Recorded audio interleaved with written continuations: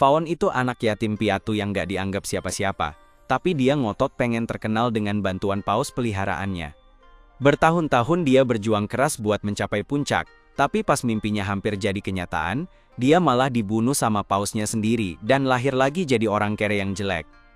Pas Fawn buka mata, dia nemu dirinya ada di tengah hutan, dan anehnya dia masih utuh, walaupun bajunya berubah entah kenapa. Dia coba periksa, apakah masih terhubung sama pausnya, tapi sayangnya kelihatannya pausnya udah beneran hilang. Sekarang dia mesti cari tahu di mana dia berada dan mikirin cara buat pulang. Dia pergi ke sungai terdekat buat minum air, tapi pas dia lihat bayangannya di air, dia nyadar mukanya jauh lebih jelek dari biasanya. Mulai panik, dia coba mikirin apa yang bisa bikin gini, tapi keributan itu malah bikin orang-orang jadi tahu sama dia. Akhirnya, sekelompok tentara bersenjata nemuin dia. Fawn bingung kenapa tiba-tiba ada tentara muncul, tapi sebelum dia sempat ngomong, mereka semua udah ngarahin pedang ke dia, dan nangkep dia. Sebelum semua ini terjadi, Fawn adalah pemimpin dari sekte Lingxiao Pavilion yang lagi berkembang pesat. Dan satu-satunya impiannya dalam hidup adalah mengangkat sektenya ke peringkat A di Liga, dan dia hampir mencapai impian itu. Yang dia butuhkan adalah memenangkan pertandingan berikutnya di turnamen sekte untuk membuktikan dirinya. Pada hari turnamen, ketika Fawn berangkat, semua anggota sektenya menyambut dan mendoakan keberuntungannya. Fawn berterima kasih atas dukungan mereka, tapi dia harus cepat-cepat agar tidak telat bertanding. Turnamen promosi ke peringkat A ini memang penting banget di benua ini, jadi banyak orang berpengaruh yang gak suka sama sekte yang belum dikenal. Beberapa orang gak setuju Fawn ikut serta, tapi ada juga yang mendukung, kayak kepala keluarga Bai. Dia tahu kalau Fawn sebenarnya lahir di keluarga terhormat yang sayangnya hancur bertahun-tahun lalu, dan Fawn satu-satunya yang selamat.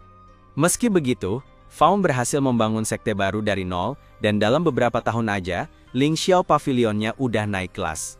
Pertumbuhan secepat ini jarang banget terjadi, tapi alasan Fawn kuat banget itu karena dia punya pemahaman mendalam tentang hewan spiritual yang ada di dunia ini. Pertandingan dimulai, Fawn melangkah ke arena, dan dengan sekali gerakan tangan, dia memanggil ikan paus raksasanya, Mian. Lawannya kagum melihat aksi Fawn, karena jelas banget kalau dia udah usaha keras buat ngerawat peliharaannya. Tapi, bukan cuma Fawn yang punya peliharaan keren. Master Hong menangkupkan tangannya membentuk bola api, dan dari api itu, dia memanggil kera raksasanya buat tanding seimbang sama Fawn. Dia penasaran banget mau lihat apa yang bisa Fawn lakuin, jadi pas pertandingan dimulai, kedua peliharaan itu langsung saling serang dan bentrok di tengah arena. Si kera ngasih pukulan uppercut yang bikin Mian terkapar, tapi Mian cepat bangkit dan balas dengan semburan air bertekanan tinggi. Fawn terus nyuruh Mian nyerang Hong langsung, jadi Hong terpaksa lari dan menghindar sampai si kera nangkep Mian dari mulutnya, dan mulai ayun-ayun di stadion. Panitia acara seharusnya pasang penghalang atau semacamnya, soalnya angin dari ekor Mian aja bikin penonton kerepotan, dan pas si kera ngelempar pausnya, pasti bakalan ngancurin orang-orang kalau Fawn gak cepet-cepet ngendaliin lagi. Terus dia terbang ke udara bareng Mian dan siap-siap pakai jurus spesialnya, tapi Hong udah siap-siap juga. Jadi, pas Mian nyerang pakai air, Hong sama monyetnya bisa blok dan ngindar dengan gampang. Si monyet terus terbang ke langit, dan kayaknya udah penuh deh ultimate bar-nya, atau gimana gitu soalnya dia berubah bentuk, dan ngelempar tinju api, langsung ke arah Fawn dan Mian. Beberapa pendukung Fawn mulai khawatir karena tinju raksasa itu kelihatan serem banget, tapi Fawn santai aja. Dia masuk ke pertarungan ini udah tahu banget seberapa jagonya Hong, tapi dia tetap yakin bisa menang soalnya dia punya trik spesial yang bisa dia pakai. Dia ngelakuin teknik buat naikin pausnya ke bentuk kedua, dan saat pukulan api mendekat, Mian menelannya bulat-bulat. Si kera terus menyerang, tapi dengan keahlian Fawn, Mian bisa menyerap energi semua serangan, sampai akhirnya memuntahkannya kembali ke si kera.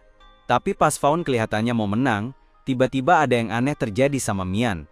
Tubuhnya mulai membusuk di depan mata Fawn, dan tiba-tiba Mian mulai mengamuk di stadion. Fawn gak tahu apa yang terjadi, tapi dia gak bisa biarin Mian melukai orang-orang yang gak bersalah, jadi dia coba batalin panggilannya. Tapi entah kenapa nggak berhasil, dan begitu Mian sadar kalau Fawn sedang coba untuk menghilangkannya, dia berbalik dan menelan Fawn bulat-bulat.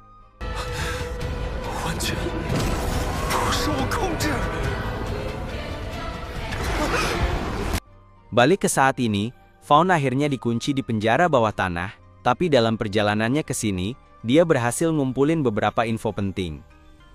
Sudah setahun sejak kejadian di turnamen, jadi semua orang di dunia percaya kalau Fawn tewas dimakan hewan peliharaannya sendiri. Dan secara teknis, mereka benar. Fawn memang meninggal hari itu, tapi sebelum turnamen, dia dapat gulungan terlarang dari seorang pria misterius yang pakai topeng. Orang itu bilang kalau ini gulungan reinkarnasi, dan kalau Fawn mengalami cedera fatal saat memegang gulungan ini, dia bakal mati. Setahun kemudian, gulungan itu bakal mindahin jiwanya ke tubuh orang sehat yang baru aja meninggal. Jadi, si pemilik tubuh sebelumnya meninggal di hutan itu, pas banget saat jiwa Fawn masuk, tapi Fawn masih belum tahu siapa pemilik asli tubuh ini, atau apa dosa yang bikin dia jadi buronan. Fawn juga penasaran sama kejadian yang bikin dia meninggal, soalnya pausnya nggak pernah ngecewain dia sebelumnya, jadi pasti ada yang rusak. Apapun itu, dia harus keluar dari sini kalau mau cari info lebih banyak, jadi dia coba manggil hewan spiritual dari tubuh ini buat lihat bisa bantu apa enggak. Tapi yang dia dapat cuma anjing, pudel, sama kaktus. Ini kelihatannya gak bagus buat dia, tapi dia pengen tetap optimis, jadi dia minta mereka nunjukin kemampuan spesial mereka. Sayangnya, yang bisa dilakuin pudel itu cuma pipis di lantai. Sedangkan kaktusnya bisa bikin sulur panjang buat ngikat orang, dan untungnya kemampuan ini lumayan berguna, tapi tetap aja dia gak bisa kabur kayak gini. Beberapa saat kemudian, Fawn denger ada penjaga datang, jadi dia suruh hewan peliharaannya balik ke tubuhnya sebelum ketangkep. Penjaga itu buka pintu sel dan bilang ke Fawn kalau Miss Bai mau ketemu dia di ruangannya. Tapi begitu penjaga masuk ke sel, dia langsung jijik sama bau pesing anjing pudel di lantai. Fawn berusaha nutupin dengan bilang dia yang pipis di lantai, tapi ngelihat jaraknya, penjaga susah percaya. Tapi, itu bukan urusan penjaga buat mikirin Fawn pipis di mana, jadi dia cuma bilang Fawn buat cepet, karena Bai lagi nunggu. Sepanjang jalan Fawn coba nanya ke penjaga kenapa si Bai pengen ketemu dia, karena ngeliat gimana dia ditangkap dia khawatir bakal disiksa. Tapi penjaga nggak jawab pertanyaan Fawn. Akhirnya mereka sampai di ruangannya Bai. Penjaga ketuk pintu dan bilang ke dia kalau dia udah bawa tahanan seperti yang dia minta. Bai senang, jadi dia bilang ke penjaga buat ninggalin Fawn di situ dan balik ke tugasnya. Tapi, saat penjaga lagi nggak fokus, Fawn berhasil melepaskan ikatan tangannya. Meski peluang buat kabur masih kecil, dia pura-pura masih terikat. Dia lalu masuk ke ruangan Bai dan nemu dia lagi nunggu sambil minum teh. Dia manggil Fawn dengan nama Liu Fenglang, yang merupakan nama pemilik asli tubuh itu, dan nanya apakah dia tahu kenapa dia milih buat tetap biarin dia hidup. Fawn nggak tahu apa yang Liu lakuin, sampai bikin Bai marah. Dia coba main aman, dan nanya apakah dia bakal ngasih kesempatan kedua buat nebus kesalahannya. Tapi, masalahnya adalah Liu yang pegang buah dada Bai di depan semua anggota sektenya. Fawn sebenarnya nggak ada hubungannya sama itu, tapi Bai nggak tahu kalau dia reinkarnasi ke tubuh Liu dan meskipun dia cerita, Bai mungkin nggak bakal percaya. Jadi dia coba minta maaf, berharap Bai mau maafin. Tapi Bai gak ada niat buat maafin dia. Dia bilang satu-satunya alasan Fawn belum mati adalah karena dia mau Fawn ngerasain malu yang sama kayak yang dia rasain. Jadi dia berencana bikin Fawn jadi budaknya, dan bikin hidupnya berantakan selamanya. Fawn jelas gak suka denger itu, jadi dia mulai mundur pelan-pelan dari Bai, sambil coba yakinin dia, kalau dia bakal jadi budak yang jelek banget. Akhirnya dia sampai ke pintu, dan dia pikir mungkin bisa kabur, tapi pas banget mau keluar, Bai bilang dia gak kasih izin buat keluar, jadi sebagai hukuman, dia nyerang Fawn pakai hewan spiritualnya. Fawn berhasil nahan serangan pertama, tapi terus Bai ngeluarin ular dalam wujud aslinya buat nyerang dia. Bai kecewa karena Fawn mati dengan cepat, karena menurutnya, gak mungkin Fawn bisa selamat. Ternyata Fawn masih utuh, dan dia bawa peliharaannya buat lawan balik. Meskipun peliharaannya kelihatan lemah, dia malah ketawa, gak nyangka Fawn beneran mikir peliharaan kayak gitu bisa ngelawan ular dia. Jadi dia mau buktiin kalau dia lebih hebat, dan nyuruh ularnya buat nyerang. Fawn juga harus ngelakuin sesuatu, jadi dia nyuruh anjing pudel bernama Juan buat maju. Awalnya, Juan kelihatan kayak bakal jadi makanan ular, tapi terus Fawn ngendaliin gerakan Juan, dan tiba-tiba dia bisa ngehindar dengan lincah. Bai nggak nyangka pudel bisa lebih cepat dari ularnya, tapi Fawn masih punya trik lain yang belum dikeluarin. Kaktusnya udah siap, jadi Fawn kasih perintah buat loncat ke arah ular Bai, sementara Juan lagi bikin ular itu teralihkan. Kaktusnya meluncur tepat di sisi kepala ular, Dan sekarang Juan sama kaktusnya lagi lari-lari bikin ular itu bingung. Bai takjub banget karena Fawn bisa ngendaliin dua peliharaan sekaligus dengan jago. Tapi dia masih punya rencana. Dia nyuruh ularnya buat muter cepat-cepat biar Juan dan kaktusnya terpental, dan begitu ular itu bebas dari lilitan kaktus, dia ngikutin kaktus itu di udara dan memakannya. Bai seneng banget karena dia pikir udah menang, tapi ternyata ini semua bagian dari rencana Fawn, jadi dia ambil alih kendali kaktus lagi. Dari dalam mulut ular, dia ngiket ular itu. Dan entah kenapa, ular itu malah seneng. Setelah ular itu terikat, Fawn bilang ke Juan buat pakai jurus pamungkasnya. Juan langsung lari di atas tubuh ular itu, dan pipis ke seluruh tubuh ular, dan Bai nggak percaya Fawn baru aja ngelakuin itu, dan dia marah banget sampai dia aktifin fase kedua ularnya buat balas dendam. Tiba-tiba, ular Bai menyelimuti dirinya dengan api buat bakar ikatannya, dan hampir aja ngebakar kaktus sampai mati. Ular itu terus ngibasin Juan, dan dia jatuh, jadi Fawn manggil mereka berdua balik biar nggak mati. Dan sekarang, setelah hewan peliharaan Fawn sudah gak ada, Bai memutuskan buat nyerang Fawn juga. Ular dia maju, ngejatuhin Fawn ke air. Fawn hampir tenggelam dan mulai khawatir bakal mati di situ, tapi terus dia ngeliat sesuatu berenang lewat mukanya.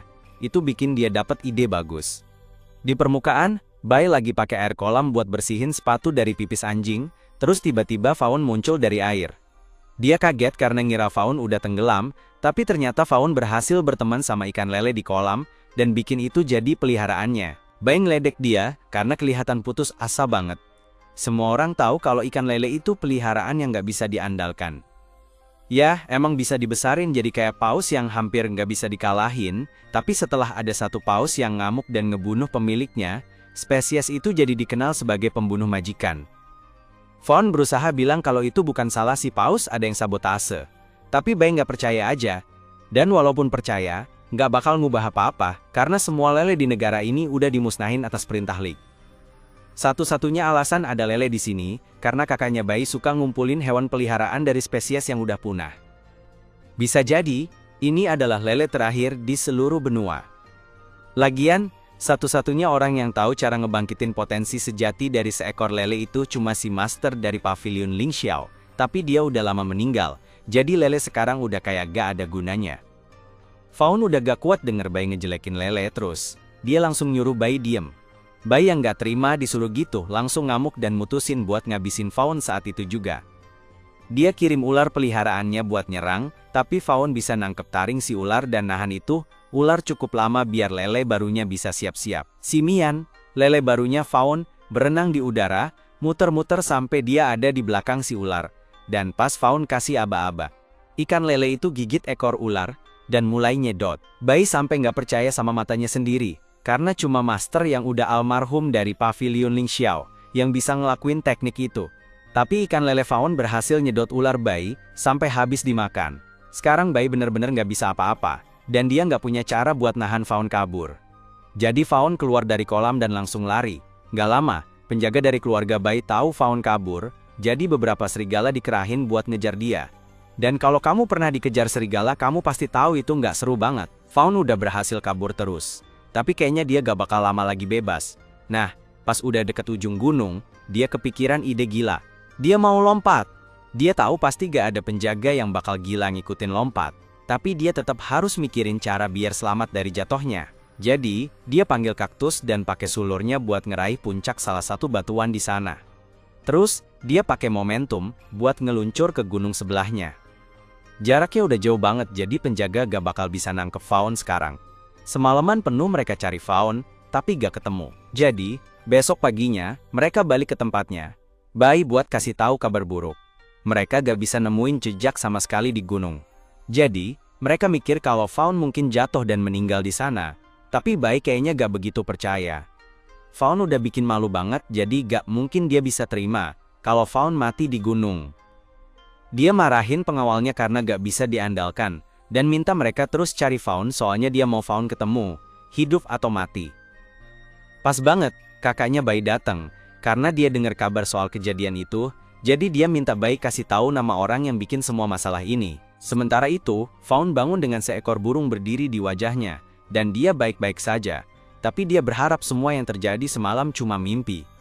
Di rumah Bai, dia baru aja cerita ke kakaknya semua yang Fawn lakuin ke dia. termasuk soal Fawn pakai ikan lele buat makan ular peliharaannya. Dia minta kakaknya buat bales dendam, tapi kakaknya Bai malah gak peduli sama masalah sepele ini. Dia lebih kesal karena Fawn ngambil ikan lele edisi terbatas yang dia punya buat koleksi spesies langkanya. Bai jadi marah karena kakaknya gak anggap serius masalahnya. Dan dia kesal karena dia nggak tahu ikan lele saat itu begitu kuat. Tapi, kakaknya Bai bilang kalau spesies ikan lele itu sebenarnya nggak terlalu kuat. Malah, nggak ada yang istimewa dari itu selain kemampuan alaminya buat melahap barang-barang, tapi itu cuma berlaku buat target yang diam untuk waktu tertentu. Bahkan saat mereka berevolusi jadi paus, mereka nggak terlalu kuat, jadi secara keseluruhan, ikan lele itu nggak ada gunanya buat bertarung.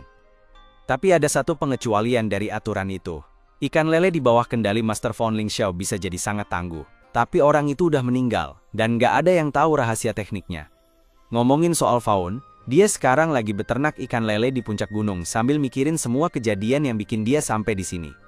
Di kehidupan sebelumnya, dia gagal capai tujuannya, dan semua warisan yang dia bangun susah payah hancur gara-gara insiden itu. Tapi dia nggak mau nyerah, dan berapa lama pun waktu yang dibutuhin, dia bersumpah bakal jadi yang teratas dan membuktikan diri ke dunia. Langkah pertama, di rencana Fawn adalah, kumpul lagi sama anggota sektenya, jadi dia pergi ke salah satu cabang Li dan minta sewa hewan tercepat yang mereka punya. Biasanya, kamu nggak perlu bayar mahal buat sewa hewan peliharaan cepat kayak macan kumbang atau landak biru.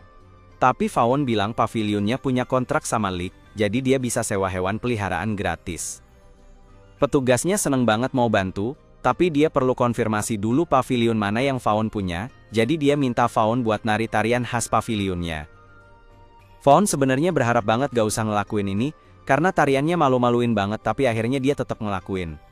Petugasnya ketawain dia, tapi Fawn bilang buat cepet-cepet nyari daftar pavilionnya. Akhirnya petugas itu nemuin datanya.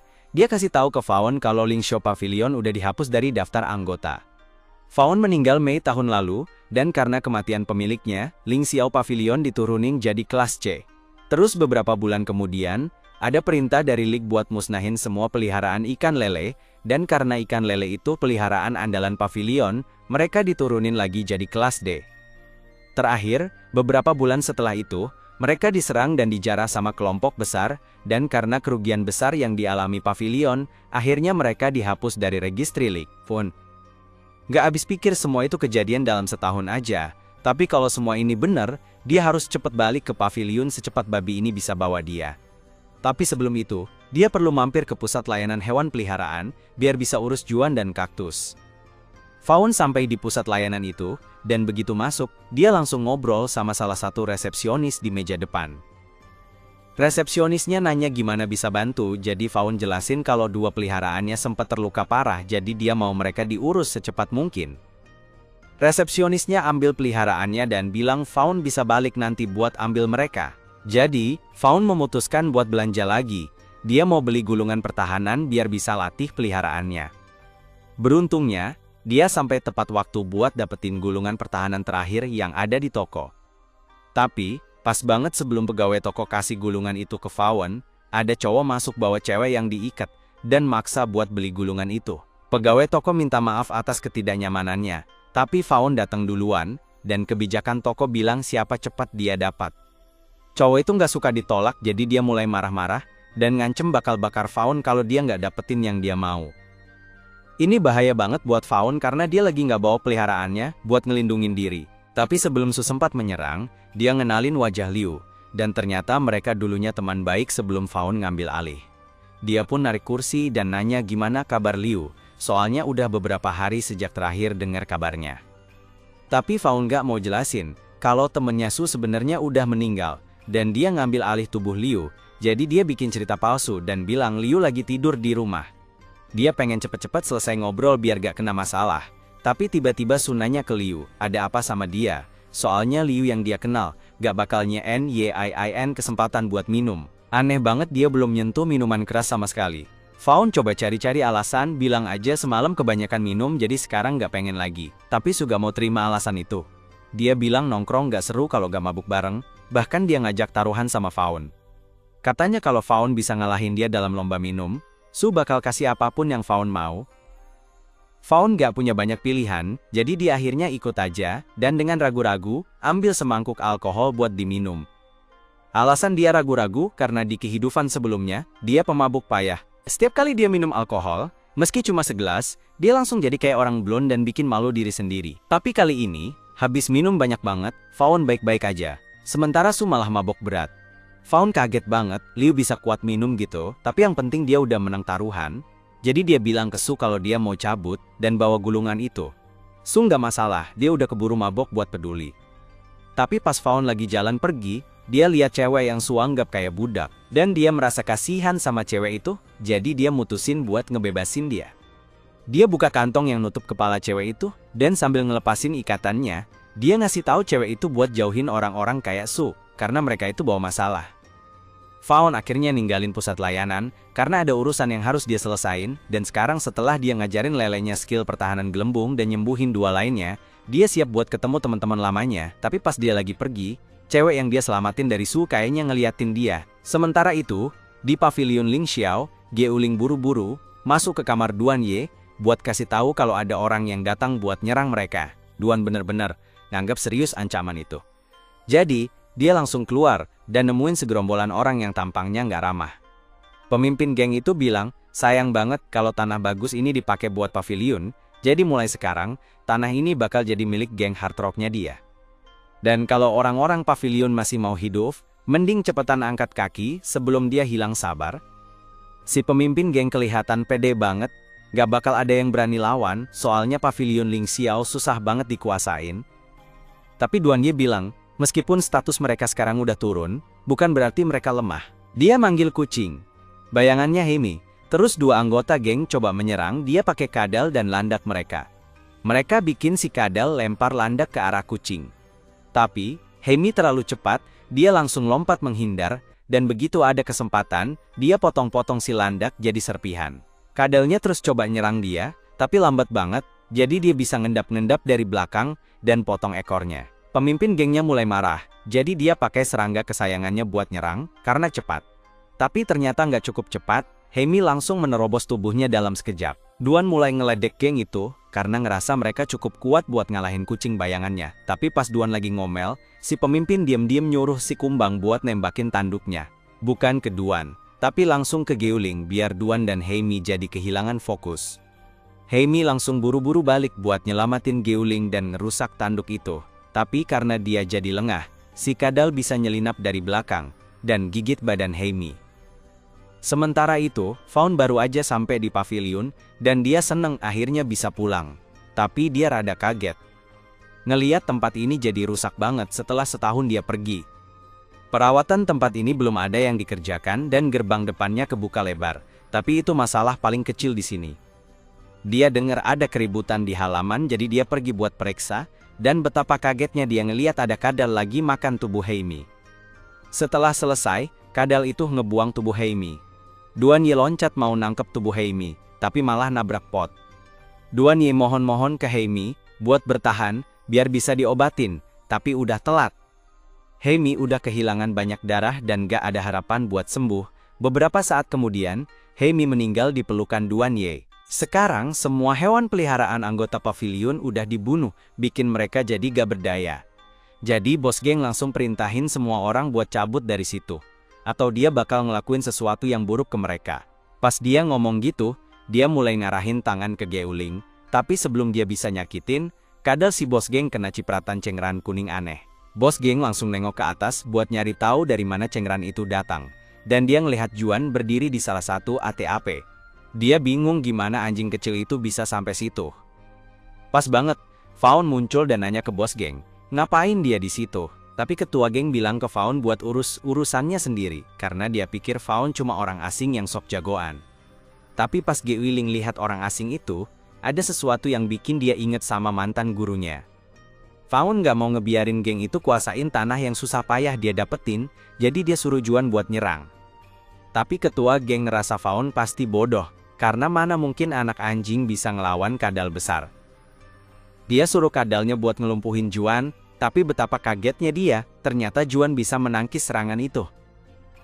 Ini bikin dia bingung, karena kadal itu seharusnya jauh lebih kuat dari anak anjing. Tapi kejutan gak berhenti sampai di situ, soalnya Fawn nyuruh Juan buat pakai gerakan spesial barunya. Juan langsung lari ke depan dan nabrak kepala si kadal di perut. Bos gengnya nggak nyangka banget kalau anjing kecil bisa ngalahin kadal naganya. Tapi semua itu berkat rencana matang dari Fawn. Serangan pipis Juan namanya feeble urine, dan itu bisa bikin siapa aja yang kena jadi beberapa kali lebih lemah. Jadi begitu kadalnya kena semprotan di awal pertarungan, Fawn sebenarnya udah menang. Bos gengnya masih nggak paham gimana bisa kejadian kayak gini, tapi dia nggak mau kalah setelah berjuang sejauh ini. Jadi dia nyuruh semua anak buahnya buat manggil hewan peliharaan cadangan mereka. Para anggota geng nurut sama perintah, dan mereka rencanain buat nyerang Fawn langsung biar dia kapok, karena udah bikin malu mereka. Tapi Fawn santai aja. Dia pura-pura ketakutan, dan lari keluar gerbang buat mancing hewan peliharaan keluar, dan anggota geng semangat ngikutin karena mereka pikir udah ngejebak Fawn. Tapi pas udah di luar, mereka gak nemuin Fawn, dan baru sadar kalau semua hewan peliharaan mereka hilang. Di saat itu, Fawn ngomong dan nyuruh Mian buat makasih ke orang-orang baik yang udah kasih banyak hewan enak buat dimakan. Begitu anggota geng sadar kalau Mian itu ikan lele, mereka langsung panik. Ternyata pemimpin turnamen udah perintahin buat musnahin semua ikan lele beberapa bulan lalu, jadi mereka ancam buat laporin Fawn, karena punya ikan lele. Tapi Fawn balik ngancem bakal nyuruh Mian makan mereka, hidup-hidup kalau mereka laporin dia. Jadi anggota geng itu minta maaf atas ucapan mereka sebelumnya, dan pergi karena mereka gak mau mati. Begitu mereka pergi, Gyuling keluar, karena dia mau bilang terima kasih ke Fawn atas bantuannya. Tapi, yang bikin dia kaget, begitu Fawn lihat dia, Fawn langsung peluk dia erat-erat, bilang kangen banget.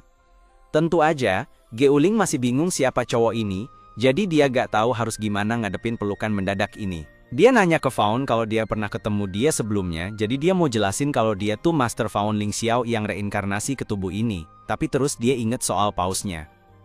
Pasti ada yang sabotase dia waktu itu buat ngebunuh dia, dan dia masih belum tahu siapa yang lakuin. Jadi, sampai dia nemuin petunjuk lebih lanjut, dia gak bisa kasih tahu identitas aslinya ke siapapun. Dia mutusin buat ngenalin diri sebagai Liu Fengmang untuk sementara, dan minta maaf karena tiba-tiba meluk Gyuling. Tapi sekarang para bandit udah pergi, dia bilang ke Gyuling kalau mereka harus periksa keadaan yang lain di dalam. Gyuling yakin banget kalau dia gak pernah ketemu Liu sebelumnya, tapi setiap kali dia lihat Liu, auranya sama banget kayak masternya, dan dia gak ngerti kenapa. Pas Fawn balik masuk, Gyuling ngenalin dia ke semua orang sebagai orang yang nyelamatin mereka dari anggota geng. Tapi meskipun mereka semua bersyukur setelah semua kejadian itu, gak ada satupun yang mood buat ngobrol. Apalagi Duan Ye setelah Heimi meninggal. Heimi itu hewan peliharaan pertama yang Duan Ye dapat dari Fawn, jadi mereka udah kayak nggak bisa dipisahin selama bertahun-tahun. Tapi sekarang setelah Heimi nggak ada, Duan Ye merasa nggak ada alasan lagi buat terus jadi pembudidaya hewan peliharaan, jadi dia bilang mau pergi. Fawn inget gimana Duan Ye adalah orang pertama yang gabung ke pavilionnya waktu Fawn baru mulai bikin tempat itu. Dan meskipun waktu itu Fawn masih jadi master baru dan belum punya prestasi apa-apa, Duan tetap yakin kalau pavilion itu bisa jadi salah satu yang terbaik di benua ini. Tapi sekarang semuanya udah berubah.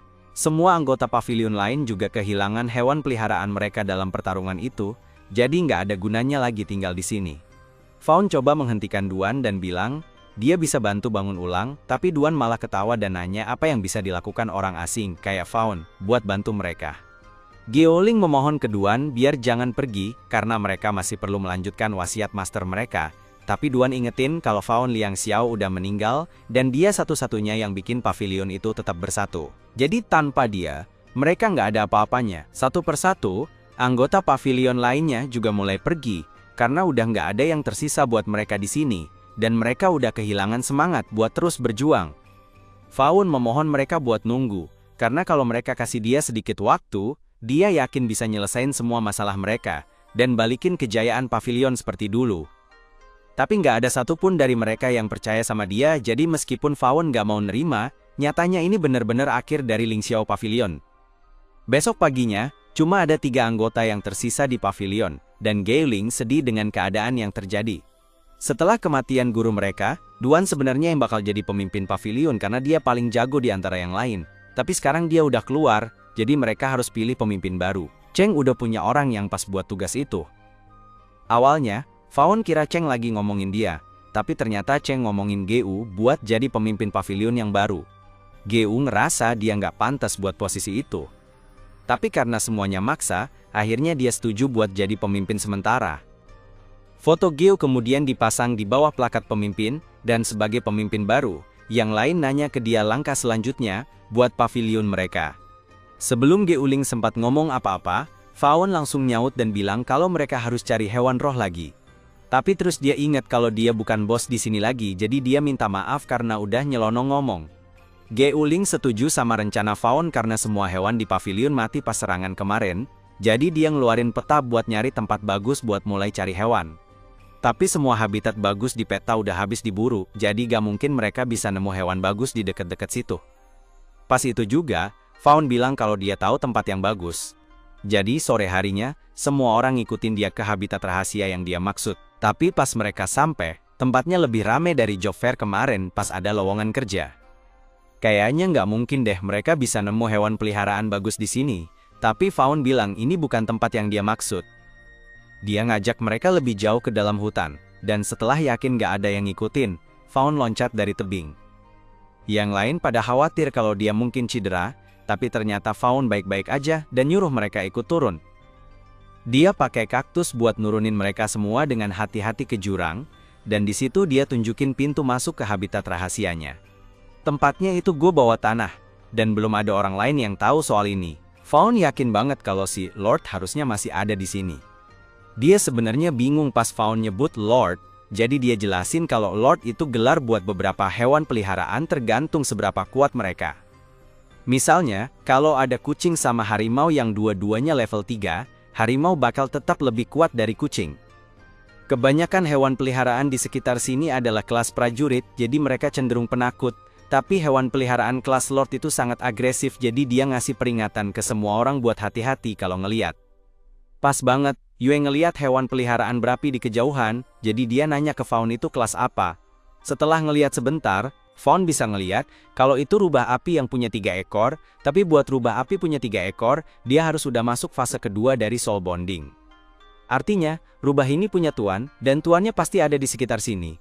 Faon langsung ngasih tahu semua orang buat hati-hati karena ada orang lain di gua ini. Tapi sebelum mereka bisa bereaksi, Faon diserang dari belakang. Dia berhasil menghindar, tapi si penyerang bilang ke mereka kalau ini wilayahnya, dan kalau mereka gak pergi sekarang, dia gak bakal kasih ampun. Dia berusaha nakutin mereka biar bisa nangkep Lord itu sendiri.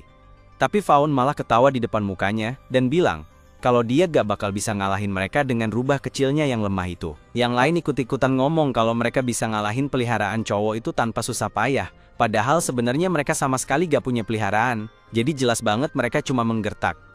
Kalau sampai berantem sekarang, pasti kacau banget, jadi Faon punya ide buat pura-pura jadi kuat dan ganas, biar bisa nakutin cowok itu. Dan rencananya berhasil banget terutama karena cowok itu merasa aneh sama cara dia menjilat, tapi pokoknya cukup bikin Sumucuan mikir ulang buat gangguin kelompok Faon. Pas itu juga, Faon ngerasa ada tekanan aneh di dalam gua, terus dia bilang ke yang lain kalau Lord udah muncul. Tapi sebelum mereka sempat mikirin rencana, Su dan ekor apinya langsung lari ke arah Sang Lord. Faon dan yang lain ngejar dia, dan pas mereka sampai ke Sang Lord, Faon kasih tahu buat hati-hati, soalnya kayaknya udah masuk tahap matang, artinya udah punya skill unik. Su bilang ke yang lain buat nggak ganggu dia pas mau ngalahin panda itu, dan Faon nggak mau ikut campur karena Su yang sampai duluan. Su nyuruh musangnya buat nyerang, jadi langsung nyeruduk panda itu, tapi sebelum bisa nyerang, tanduk si panda mulai nyala, dan nembak laser yang kena dada Su. Semua warna mulai hilang dari tubuh Su dan dia nggak tahu apa yang terjadi. Tapi beberapa detik kemudian, panda itu nembakin laser ke arah Faon. Faon berusaha keras buat ngindar, tapi meskipun udah usaha maksimal, lasernya tetap kena rambutnya, jadi dia langsung kasih tahu yang lain buat sembunyi sebelum kena juga. Tubuh Faon kemudian mulai muncul bercak-bercak ungu, dan dia khawatir kalau dia mungkin keracunan, jadi dia buru-buru manggil Juan, dan minta dia pakai kemampuan air seninya yang bisa detoksifikasi. Juan bingung karena dia nggak lihat ada yang salah sama Faon, tapi dia tetap lakuin aja, dan nyipratin air seni ke muka Faon. Tapi kayaknya air seni detoksifikasi itu nggak ngaruh apa-apa, jadi Faon cuma kena pipis di muka tanpa alasan. Terus panda itu nembak laser lagi ke arah ekor api. Kelihatannya kayak kena luka parah, tapi pas Su periksa peliharaannya, ternyata nggak ada kerusakan sama sekali.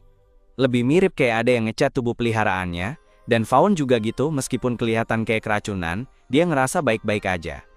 Dia cepat paham kalau kemampuan panda itu buat nyerap warna dan bikin ilusi buat ngelabui musuhnya.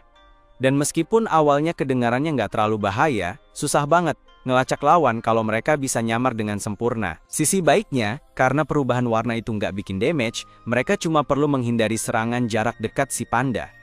Su bilang ke musangnya buat terus menghindar dari serangan panda, tapi terus si panda bikin bambunya jadi nggak kelihatan, jadi musangnya nggak sempet buat menghindar. Su khawatir sama keselamatan musang api, jadi dia minta bantuan Fawn dan janji bakal berbagi panda sama dia. Entah apa maksudnya.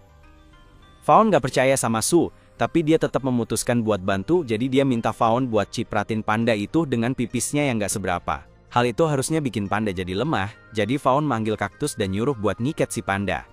Tapi, mereka cepat sadar kalau itu cuma ilusi, dan panda yang asli tiba-tiba nongol entah dari mana buat nendang si kaktus.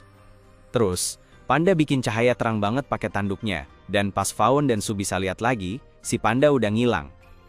Mereka berdua tetap waspada, karena panda mungkin ngumpet lagi pakai kontrol warna, dan begitu musang lihat ada yang bergerak, dia langsung lompat buat nyerang.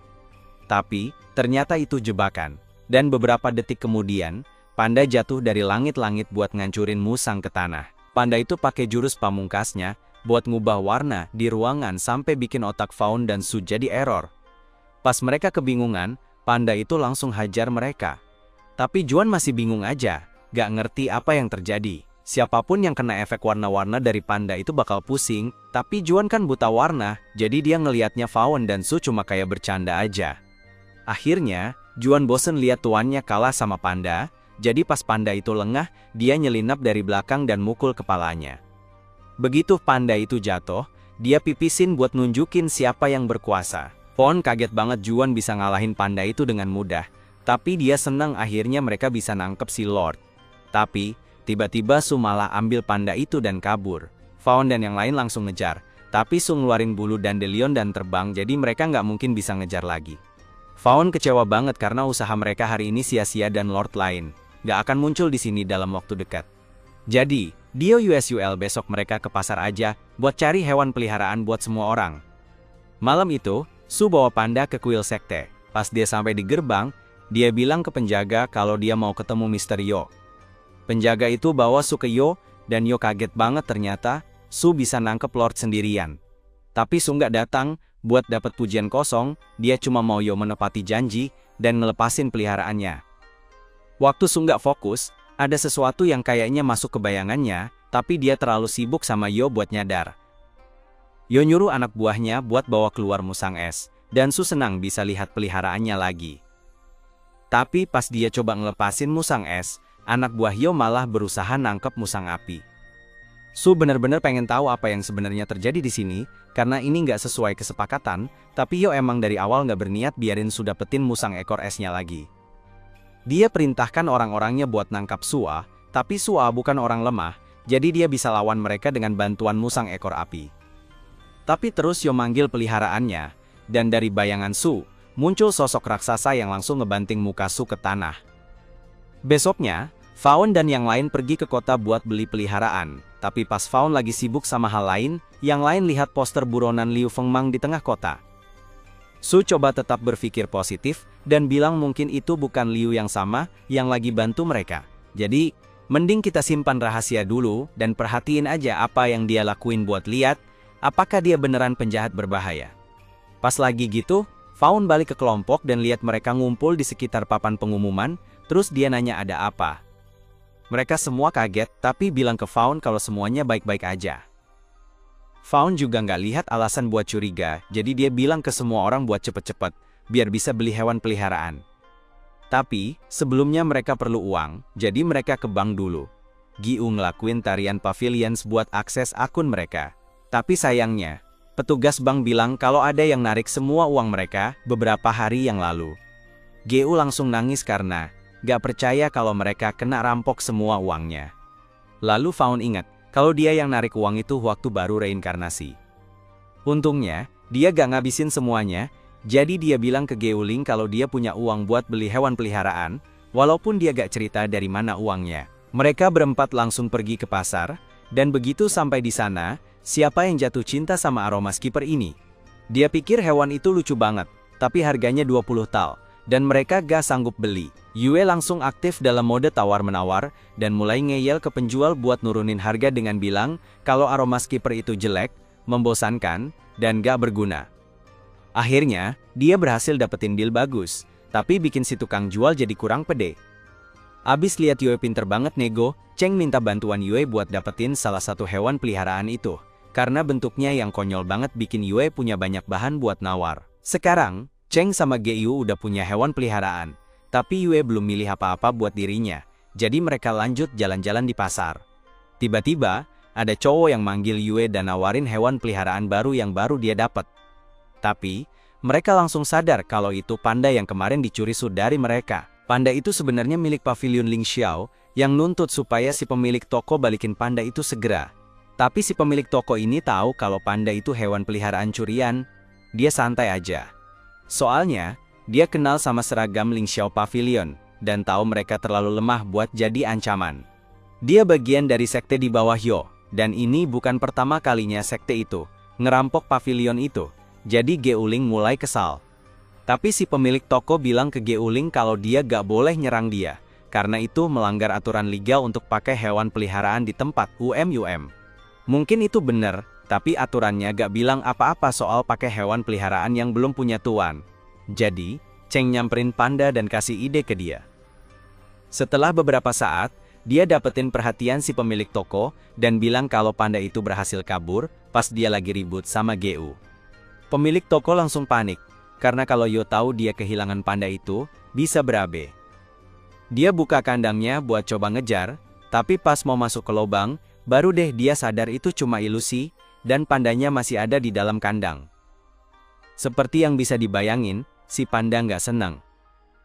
Pemilik toko langsung pingsan kena satu pukulan, tapi pandanya masih bahaya, jadi Faun khawatir bisa-bisa ada yang celaka. Tapi Yue bilang ke dia buat nggak usah khawatir, dia mendekati panda, dan cerita soal gimana sektenya udah hancur, dan selama ini dia nggak bisa bantu temen-temennya.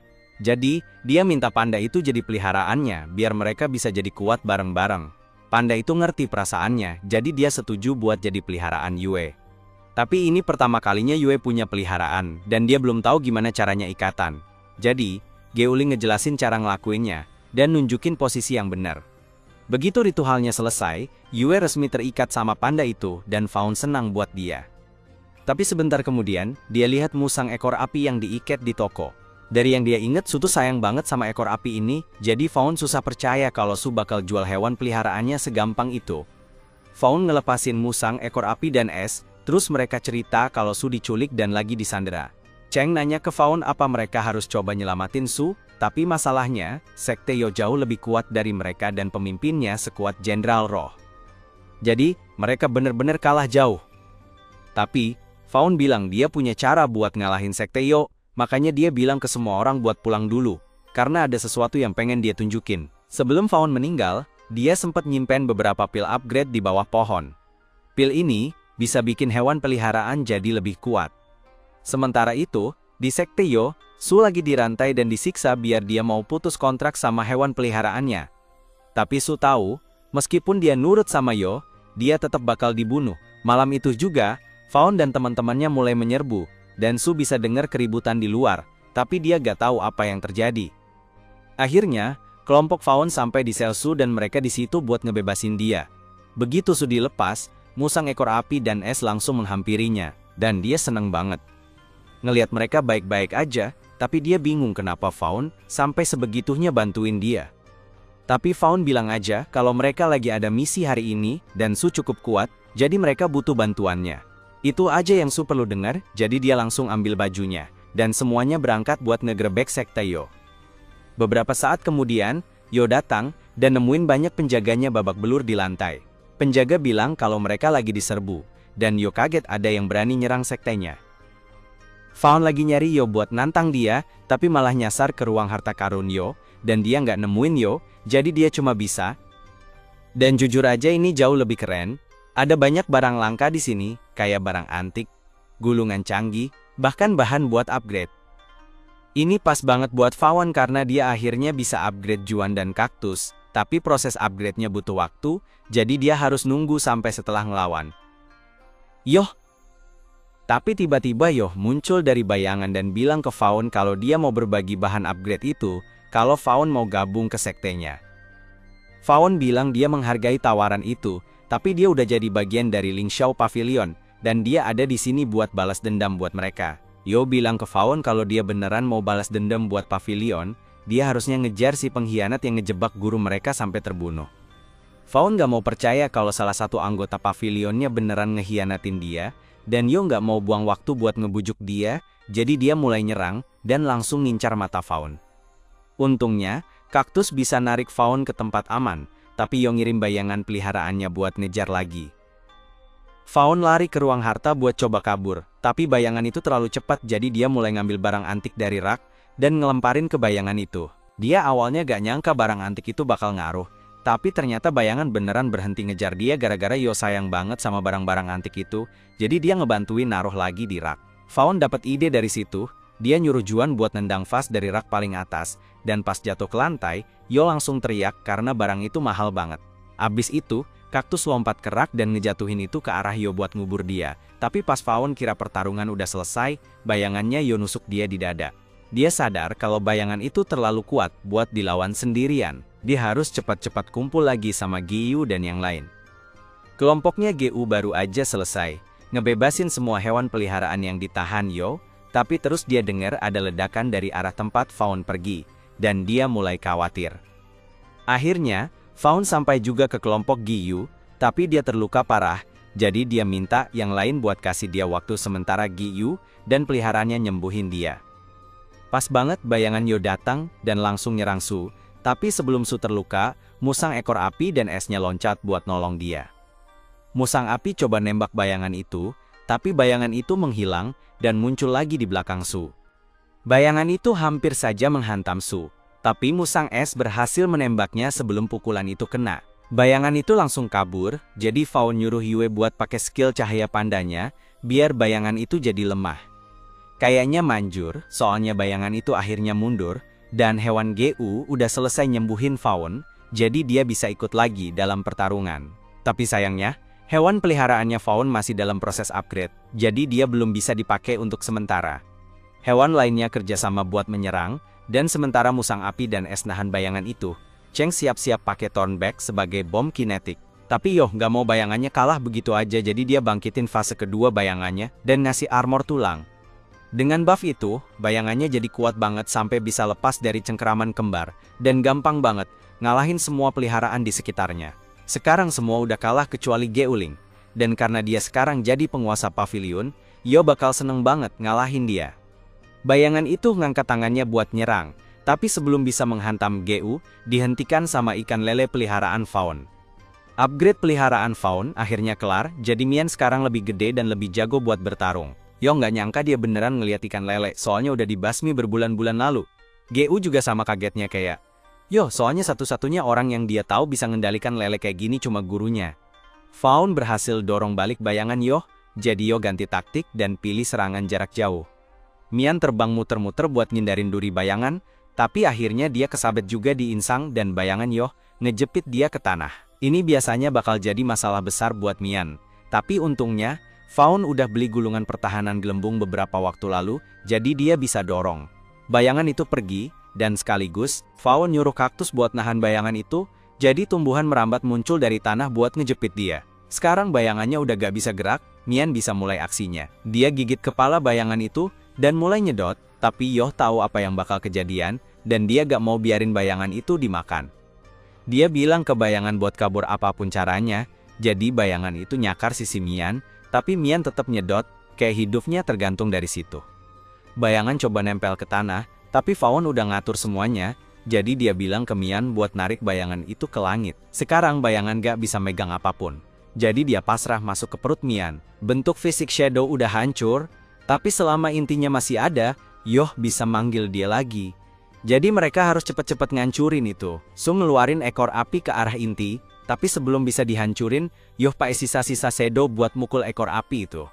Intinya kena, tapi masih utuh, jadi Fawn dan Mian langsung lari buat ngancurin. Tapi sebelum sempet, dua tangan bayangan muncul, dan nahan mereka di tanah. Fawn udah gak punya tenaga lagi, dan kalau Yoh berhasil manggil Shadow lagi, mereka semua bakal tamat, karena semua udah KO. Tapi pas Yoh mau panggil Shadow lagi, cewek yang diselamatin Fawn di kota tiba-tiba muncul dan hancurin inti. Dia agak bingung karena nggak ngerti apa yang terjadi di sini, tapi Yoh malah nyerang dia, jadi dia nendang Yoh pakai kakinya. Kalau lo pernah kena tendang rusa, lo tahu Yoh pasti langsung ompong dan limpa pecah. Cewek itu ngikutin Fawn terus sejak diselamatin karena dia berterima kasih, tapi juga karena dia suka sama Fawn. Tapi dia malu buat ngakuin, jadi dia nutupin muka dan lari ke hutan, bikin Fawn jadi bingung banget. Beberapa saat kemudian, semua orang bangun dan mulai ngumpulin harta karun Yoh. Tapi Sui agak serakah dan minta 70% dari keuntungan buat dirinya sendiri. Untungnya, setelah Fawn upgrade Juan, dia dapat kemampuan baru, Amnesia Piece, jadi Fawn nyemprot Su dengan itu, dan tiba-tiba Su lupa apa yang dia omongin.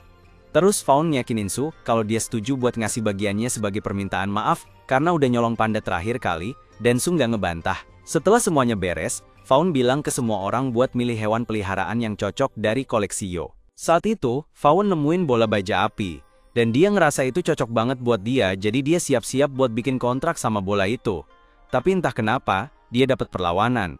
Namun, dengan keahliannya dalam ngejalin hubungan sama hewan peliharaan, akhirnya dia berhasil bikin kontrak. Tapi, gak lama kemudian, Fawn ngerasa ada tekanan aneh di badannya, dan tiba-tiba jatuh ke tanah. Yang lain langsung buru-buru periksa kondisinya. Besok paginya, Fawn bangun di tempat tidurnya, dan Cheng ada di sampingnya. Cheng bener-bener khawatir waktu Fawn tiba-tiba pingsan, tapi karena sekarang dia udah bangun, Cheng dan Yue bakal masakin makanan enak buat balikin tenaganya. Fawn masih bingung sama kejadian tadi, tapi dia inget banget diserang sama kekuatan aneh setelah dia berhasil jinakin bola baja itu. Tapi, dia senang banget karena mereka dapetin semua bahan upgrade dari sekte. Yo, jadi sekarang peliharaan semua orang bisa naik level. Pas dia lagi mikir, dia inget kalau ikan lele bisa dapat ruang penyimpanan pas naik level, jadi dia minta Mian buat bawa dia masuk ke dalam, karena dia pengen lihat seberapa besar ruangannya. Mian seneng aja ngebantu, jadi dia telan Fawn, dan Fawn puas banget sama tampilannya. Dengan pertumbuhan kayak gini, peliharaan semua orang harusnya bisa sampai tahap ketiga dari ikatan jiwa, sebelum penilaian sekte menurun dalam beberapa bulan. Tapi sebelum semua itu, Fawn harus cari tahu siapa pengkhianat yang sabotase dia di kehidupan sebelumnya. Nggak mungkin Ge Uling atau yang lain di sini, jadi dia yakin pasti ada orang luar sekte yang berkhianat. Tapi sampai dia tahu siapa orang itu, dia harus tetap waspada. Pas lagi mikirin itu, Fawn inget dia pakai Mian depan Geyu, jadi mungkin dia harus ngobrol sama Geyu soal itu. Dia nemuin Geyu di kuil yang dia bikin buat menghormati gurunya yang udah meninggal. Terus, Geyu minta maaf karena bikin Fawn kerja keras demi kebaikan pavilion, padahal dia masih pendatang baru. Tapi, sejak Fawn gabung sama mereka, dia merasa kalau mereka beneran bisa bikin pavilion itu balik keren lagi. Fawn bilang ke dia kalau dia nggak ngelakuin apa-apa sendirian, semua karena kerja tim, tapi ada satu hal yang perlu dia omongin. Fawn ceritain semuanya tentang ikan lele dan gimana dia dapetin itu, tapi dia skip bagian kalau dia adalah guru reinkarnasinya. Geyu ngaku kaget pas lihat dia pakai ikan lele, tapi lupakan itu dulu, ada sesuatu yang mau dia tunjukin. Dia ngeluarin poster buronan yang dia lihat di kota, dan nanya ke Fawn apakah benar dia tukang remas dada yang mesum. Fawn bener-bener berharap dia bisa lupain kejadian sama Bai, tapi dia masih nggak tahu apa yang Liu lakukan sampai bikin Bai marah banget. Dia sumpah ke Geyu kalau dia bukan orang mesum, dan semua ini cuma salah paham besar. Geyu percaya karena Fawn udah nunjukin kalau dia bisa dipercaya. Dia udah ada di sini beberapa hari, dan Fawn nggak pernah nunjukin perilaku aneh. Geyu ngerasa kayak udah kenal Fawn lama, padahal baru ketemu.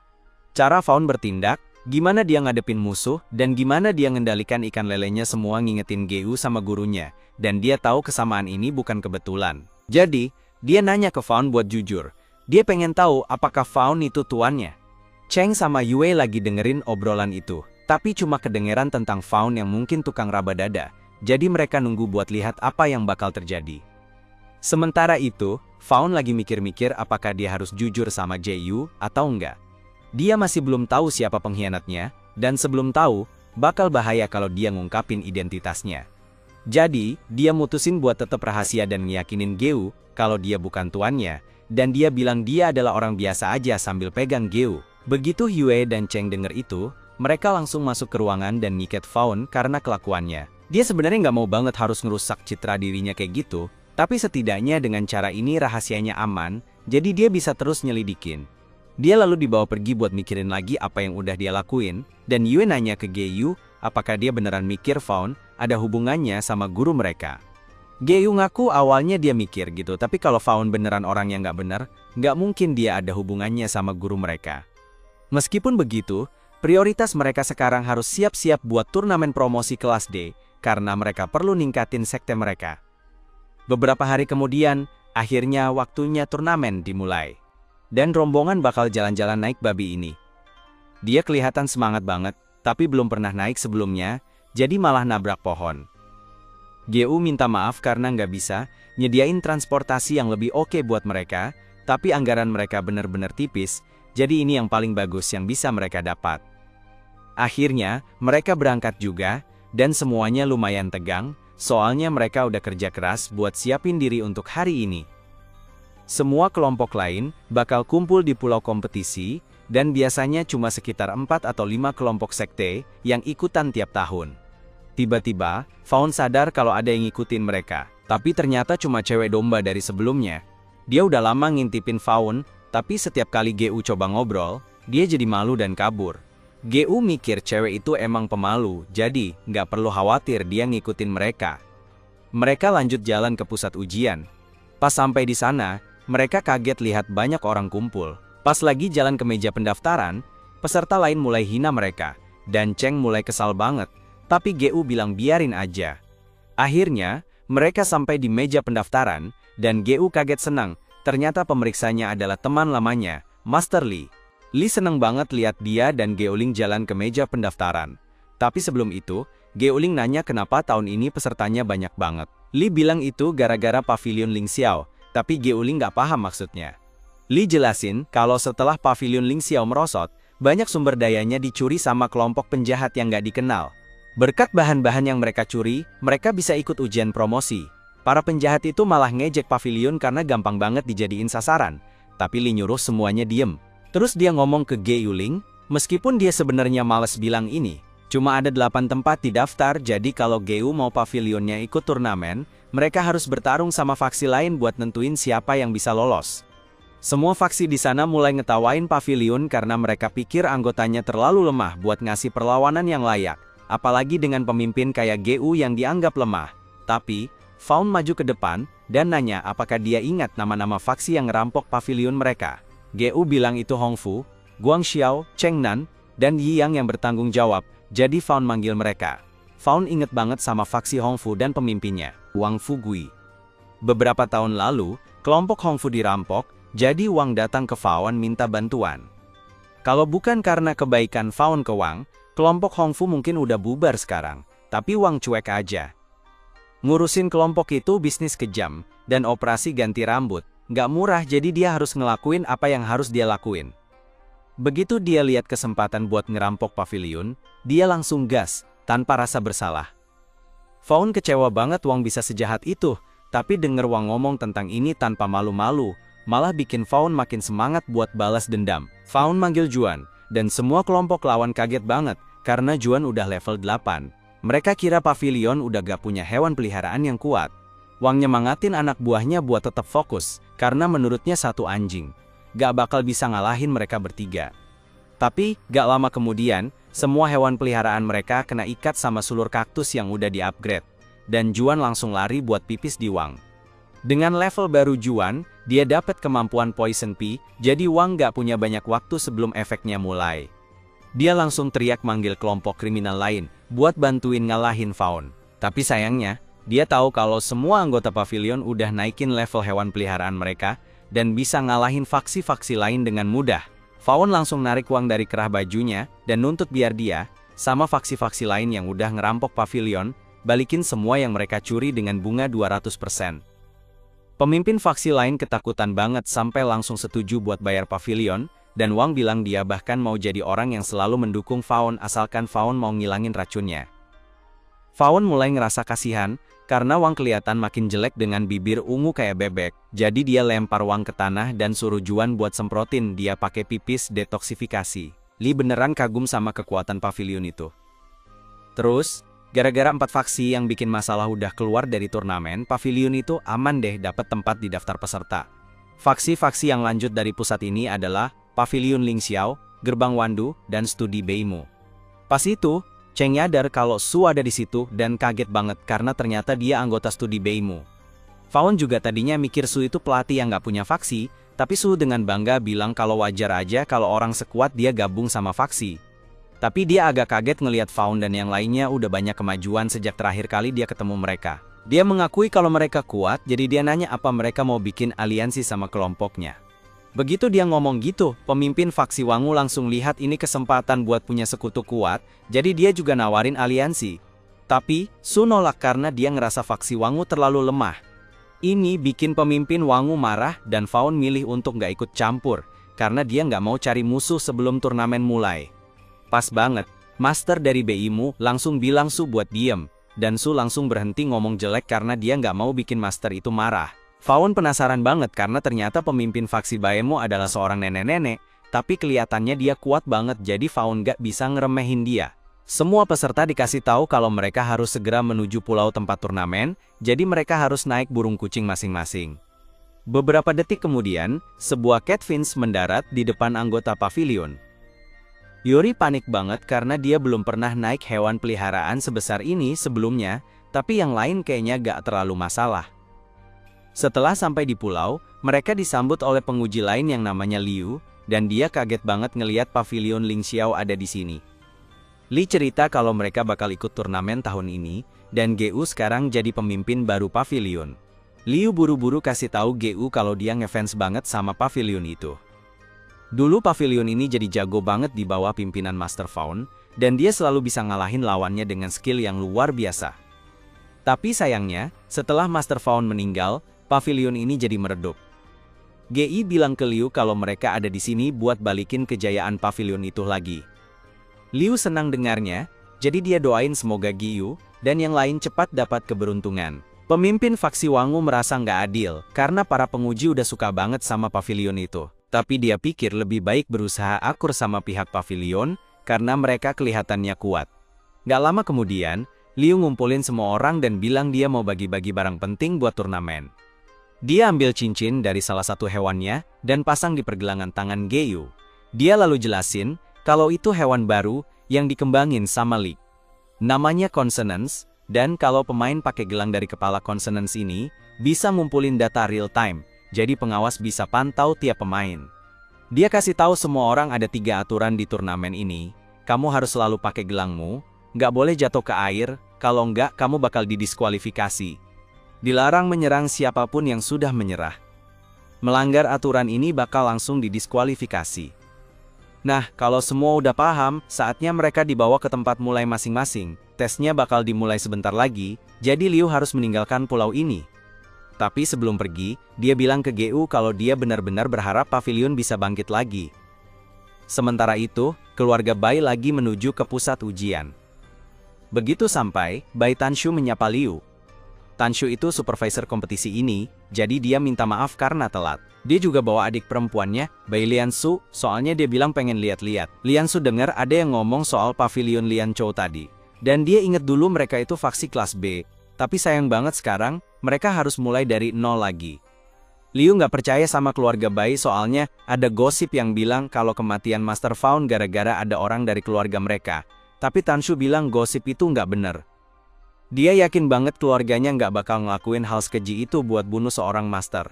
Dan Liu mulai minta maaf banget karena udah ngomong hal jelek soal keluarga Bai.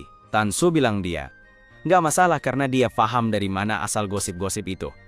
Waktu kejadian itu, kedua kubu Bai dan Lingxiao sama-sama di kelas B, jadi wajar aja orang-orang mikir mereka lagi bersaing. Tapi Tanshu beruntung banget bisa berduel sama Master Faun sebelum dia meninggal, dan walaupun mereka seumuran, Master Faun itu kuat banget sampai Tanshu nggak ada harapan menang. Dia cuma bisa hormat sama orang itu, jadi apa yang terjadi benar-benar disayangkan.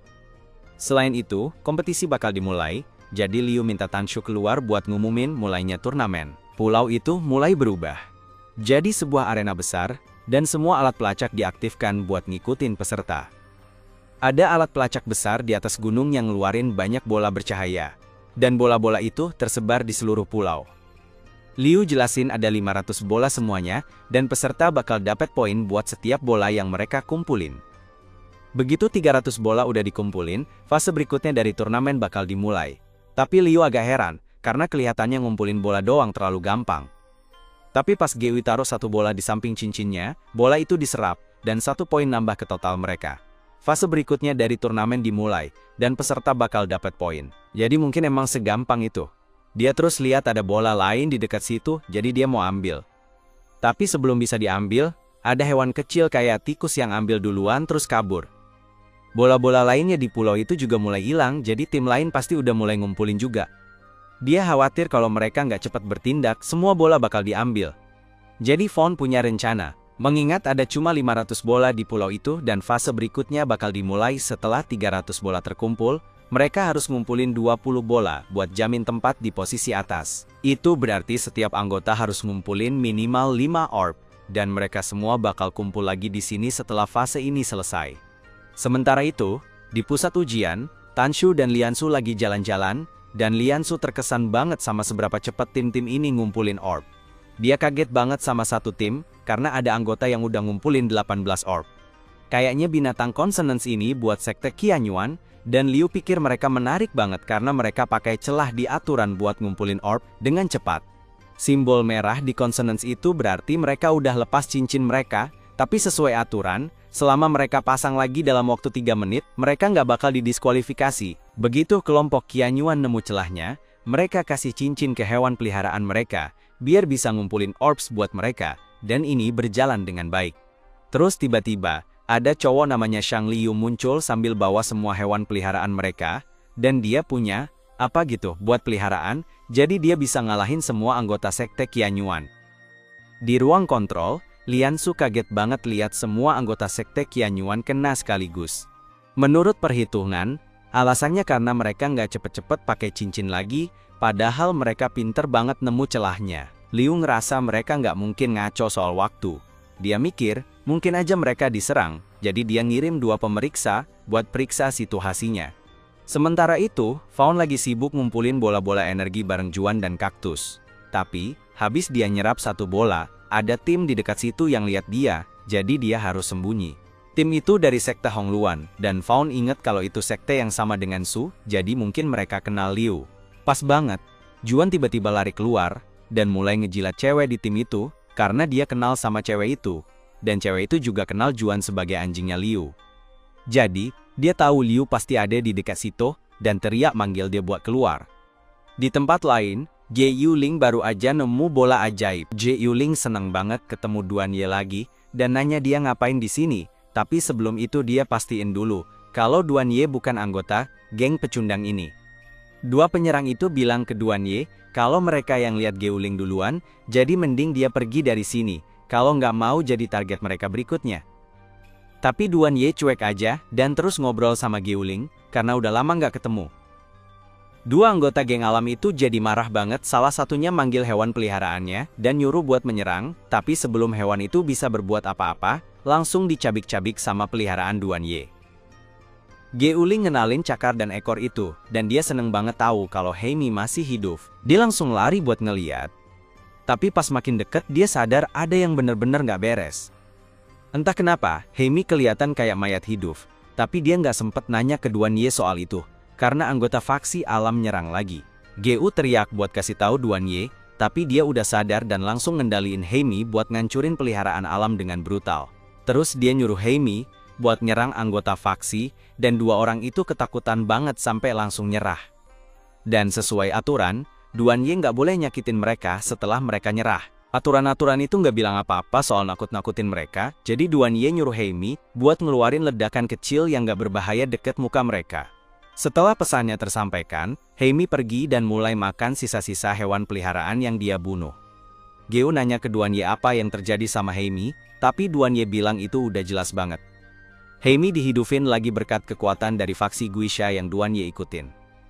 Dia juga bilang ke Geu kalau nggak perlu lagi buat terus berjuang sebagai bagian dari pavilion karena dia bisa dapetin tempat buat Geu jadi anggota faksi Guisha bareng dia.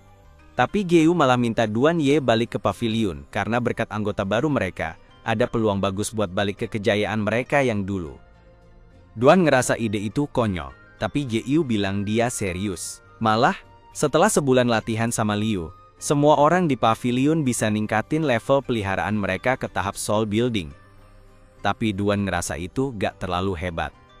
Dia bilang Liu cuma orang luar yang licik, dan gak mungkin bisa bikin pavilion bangkit lagi cuma dengan peliharaan acak. Jiu ngaku kalau itu bakal susah, tapi kalau Duan balik, dia yakin mereka bisa nyari jalan.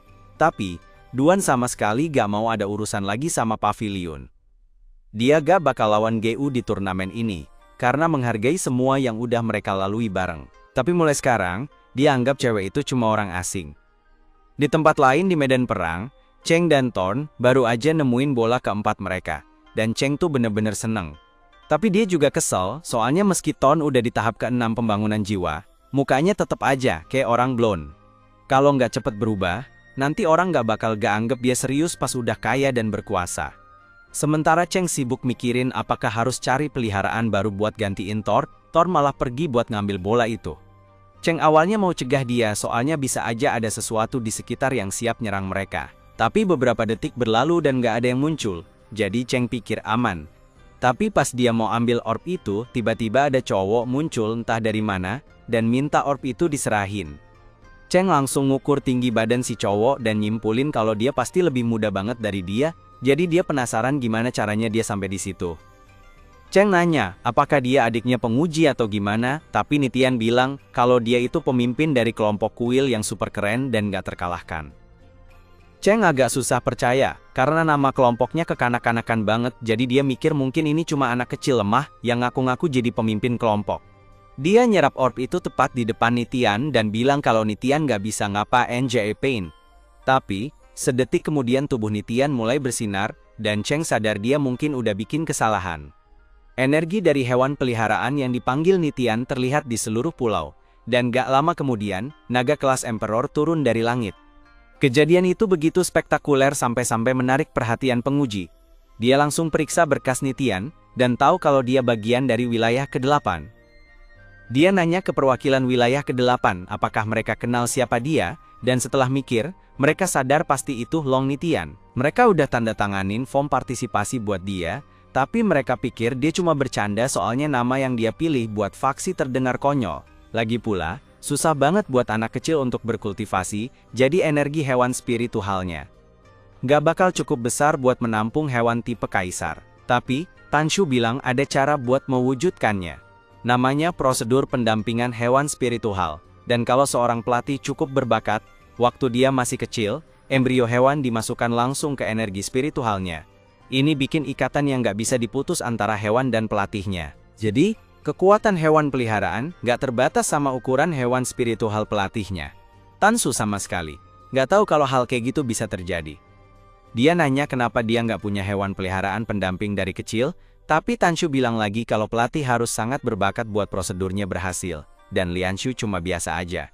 Selain itu, syarat buat hewan peliharaan pendamping yang berhasil tuh sangat ketat dan melelahkan, jadi jarang banget bisa sukses. Yang bikin Tanshu paling bingung adalah kenyataan kalau Nitian bisa berhasil punya hewan peliharaan pendamping tanpa jadi bagian dari faksi terkenal.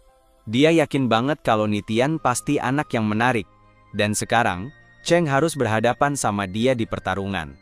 Cheng langsung tahu kalau hewan peliharaan Nitian itu adalah pendamping spiritual, dan ngeliat itu bikin dia ingat kenangan buruk dari masa kecilnya. Keluarganya pernah coba ngelakuin prosedur itu pas dia masih kecil, tapi Cheng gak punya bakat buat nyelesainnya dengan sukses, jadi dia harus ngerasain kegagalan yang sakit banget berkali-kali. Orang-orang sering bilang dia cuma buang-buang waktu, dan bahkan ayahnya sendiri ninggalin dia gara-gara itu. Sekarang Cheng harus ngadepin semua yang gak bisa dia jadiin dulu. Dan ini benar-benar bikin frustrasi banget, tapi dia bersumpah buat ngebuktiin kalau dia masih bisa jadi hebat tanpa hewan peliharaan bawaan, dan dia bakal lakuin itu dengan ngalahin Nitian. Nitian nerima tantangan itu dan ngirim naganya buat nyerang Cheng, jadi Cheng langsung ngeraih Thorn dan coba lompat menghindar. Sementara itu, di ruang kontrol, Lianshu nanya ke kakaknya, apa kompetisi ini ada gunanya karena jelas banget kalau hewan peliharaan tingkat kaisar pasti lebih unggul dari semua hewan peliharaan lainnya di pulau itu. Tapi Tanshu bilang, gak sesederhana itu. Ada satu kelemahan besar dari hewan peliharaan kaisar, yaitu pertumbuhan hewannya sangat tergantung pada pertumbuhan tuannya. Biasanya, Anak-anak itu jago banget dalam urusan cultivation, jadi mungkin aja Nitian ini belum sepenuhnya bisa mengendalikan naganya dengan baik. Balik lagi ke pertarungannya, kayaknya Tanshu bener deh. Soalnya serangan Nitian total meleset mengenai Cheng, dan naganya malah nabrak tanah. Nitian jadi kesel, dan mulai teriak-teriak ke naga itu, karena serangan yang sebenarnya simple, malah berantakan. Tapi si naga nggak mau kalah, dia balik teriak, karena instruksi Nitian lebih ribet dari pelajaran matematika. Akhirnya, mereka berdua malah saling nyalahin, sampai lupa kalau mereka seharusnya lagi berantem sama Cheng. Cheng memutuskan untuk mengambil kesempatan buat nyerang mendadak. Dia nyuruh Thorn buat ngesihir batu, terus setelah dilempar ke udara, dia ngeluncurin beberapa pecahan batu ke arah Nitian. Nitian sama si naga langsung berhenti berantem, dan si naga ngeluarin ledakan buat ngancurin pecahan batu sebelum kena Nitian. Tapi, gara-gara itu, dia juga gak sengaja kena pulau, dan si kura-kura jadi gak seneng. Cheng pakai momen gangguan itu buat nyelinap ke belakang Nitian, dan dia hampir aja ngasih pukulan ke Nitian. Tapi, Nitian punya trik rahasia. Dia minta naga buat kasih dia kekuatan 5 poin. Mata Nitian tiba-tiba bersinar, kekuatan Nitian mendadak naik gila-gilaan, jadi dia bisa menghempaskan Cheng. Tapi Cheng bingung gimana bisa seorang pelatih punya kekuatan segitu. Nitian bangga banget sama dirinya karena ini salah satu kemampuan spesial hewan kaisar yang baru aja dia buka, bikin dia jadi lebih kuat dari Thorn, jadi apapun yang Cheng lakuin, gak akan ngaruh lagi ke Nitian. Cheng coba mukul Nitian pas dia lagi sombong soal kekuatannya, tapi Nitian gampang banget nangkep tangannya dan mukul balik Cheng. Tapi Cheng gak mau nyerah gitu aja, jadi dia dan Thorn mulai nyerang bareng-bareng buat coba bikin Nitian kewalahan. Tapi berapa kali pun dia coba, Nitian terlalu kuat buat Cheng kalahin. Akhirnya, Nitian mulai mikir kenapa Cheng gak nyerah aja, soalnya jelas dia nggak bisa menang. Ternyata, Cheng cuma nunggu waktu, karena dia sadar teknik yang dipakai Nitian pasti ada batas waktunya. Begitu energi Nitian habis, Cheng langsung serang pakai Thorn. Sayangnya, Nitian bisa aktifin teknik itu berkali-kali, jadi pas dia lihat Thorn mau nyerang, dia minta naga buat kasih 10 poin kekuatan lagi. Kekuatan Nitian jadi nambah banget, sampai-sampai dia bisa bikin Thorn pingsan, cuma dengan satu pukulan. Tapi dia belum selesai. Dia nggak mau ngasih Thorn kesempatan buat pulih, jadi dia hajar Thorn pakai pukulan palu dan terus nyoba ngasih pukulan mematikan ke Cheng. Tapi tiba-tiba ada orang yang teriak nyuruh Nitian berhenti, jadi Nitian narik pukulannya cuma sejengkal dari muka Cheng. Dengan tenaga di balik pukulan itu, Cheng pasti bakal tewas kalau kena. Nitian ngeluh ke ayahnya, kalau nggak adil dong gangguin pertarungannya tiba-tiba, tapi ayahnya bilang kalau Nitian bener-bener hampir aja bunuh anak malang itu. Lagian, Summoning Naga datang dengan animasi intro lengkap. Jadi kayaknya semua orang di pulau udah pada tahu sama Nitian sekarang. Nitian coba bela diri, dan bilang kalau Cheng itu nyebelin banget. Terus, ayahnya Nitian datengin Cheng buat nyoba selesain ini baik-baik. Dia bilang ke Cheng kalau Cheng pasti udah nyadar perbedaan kekuatan mereka sekarang, jadi Cheng harus ngerti kalau dia nggak bakal bisa menang. Ayahnya janji bakal biarin Cheng hidup kalau dia nyerah sekarang, tapi Cheng tahu kalau orang ini sebenarnya nggak pengen bunuh siapapun. Jadi Cheng bilang dia lebih baik mati daripada nyerah. Nitian mulai ketawa ngeliat ayahnya, karena Cheng baru aja ngebongkar gertakannya, dan ayahnya nggak tahu mesti ngapain sekarang. Jadi dia mutusin buat ninggalin Cheng sendiri, biar dia sama Nitian bisa cari op lebih banyak. Dia tanya ke Nitian udah berhasil ngumpulin berapa bola sejauh ini, dan Nitian dengan bangga nunjukin kalau dia udah dapet 1.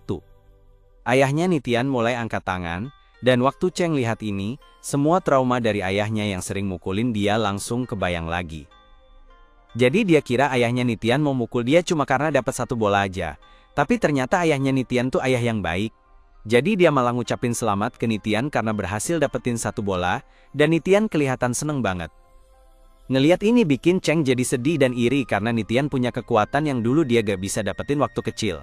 Tapi dia juga punya ayah yang sayang banget sama dia, jadi hari ini Cheng banyak banget dapet pelajaran.